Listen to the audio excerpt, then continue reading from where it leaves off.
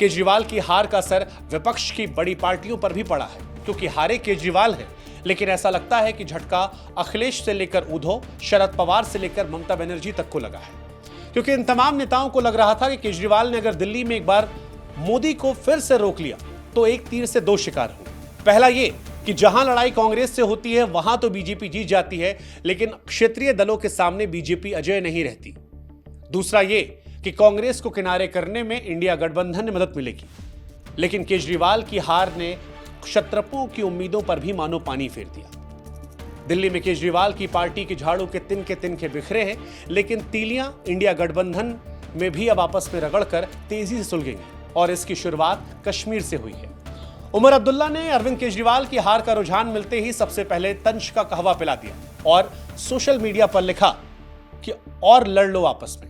उधर प्रियंका गांधी ने लगे हाथ केजरीवाल की हार के जख्मों पर नमक छिड़का और लिखा, people wanted a change, it was obvious, people were fed up, people voted for change. हालांकि दिल्ली की जनता बड़ी अलग है। दिल्ली की जनता ने एक बार फिर बता दिया है कि जब भी चुनावी पत्ते फेंटे जाते हैं तो सबसे पहले मुख्यमंत्री के दावेदारों की कुर्सियां छीनी जाती है। साल 1998 में तत्कालीन मुख्यमंत्री सुषमा स्वराज जब हारी थी तब सत्ता शीला दीक्षित को मिली थी। 2013 में दिल्ली में तत्कालीन मुख्यमंत्री शीला दीक्षित हारी, कुर्सी केजरीवाल को मिली और 2025 में आम आदमी पार्टी के साथ केजरीवाल भी हार गए, सत्ता बीजेपी के पास पहुंची है। केजरीवाल के साथी रहे अन्ना हजारे से लेकर स्वाति मालीवाल, आशुतोष कुमार विश्वास आज वो गाना गा सकते हैं, अपनी तो जैसे तैसे चाहे ऐसे या वैसे कट जाएगी, आपदा क्या होगा जनाबे आली, आपका क्या होगा जनाबे आली। स्वाति मालीवाल से लेकर कुमार विश्वास तक आम आदमी पार्टी की हार को केजरीवाल के अहंकार की हार बता रहे। स्वाति मालीवाल लिखती है कि अहंकार रावण का भी नहीं बचा। कुमार विश्वास कहते हैं कि अहंकार ईश्वर का भोजन है। केजरीवाल के गुरु अन्ना हजारे भी कहते हैं कि पैसे, शराब और अहंकार में केजरीवाल फंस गए थे। कौन कितना सही ये आप तय कीजिए, लेकिन दिल्ली के नतीजों ने मानो एक बार फिर से साबित कर दिया कि राजनीति में विनम्रता ही जीत की पूंजी है। अहंकार सियासत में पतन का सबसे बड़ा कारण होता है, क्योंकि जनता के सेवक से लेकर खुद को जनता के मालिक कहने वाली सोच पर एक बार फिर जनता ने हार की मुहर लगाकर मानो पूरे देश में यह सख्त संदेश दिया हो कि लोकतंत्र में नेता आते जाते रहते हैं, मालिक जनता जनार्दन ही हमेशा रहती है। केजरीवाल की ताकत थी माले मुफ्त, इमेज चुस्त, लेकिन इस चुनाव में ऐसा लगा कि दोनों का भरोसा जनता ने नहीं किया।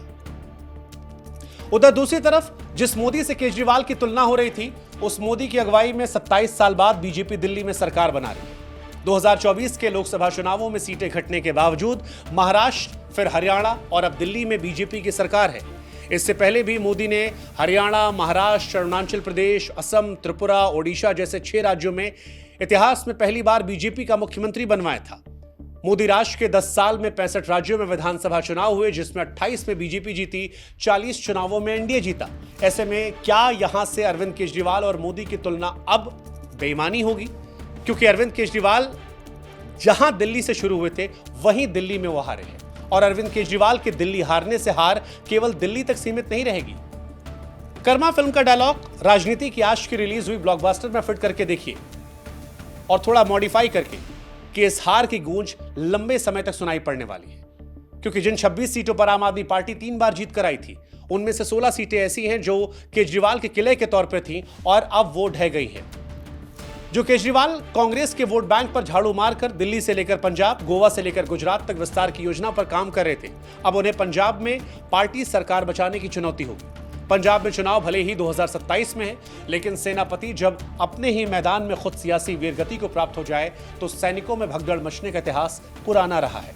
सवाल इसीलिए ये कि क्या केजरीवाल की दिल्ली की हार अब पंजाब पर भी असर डालेगी? क्या पंजाब के किले को केजरीवाल बचा पाएंगे, या फिर भ्रष्टाचार के आरोप में अगर जेल जाना पड़ा तो दिल्ली तो गई, पंजाब भी हाथ में नहीं होगा?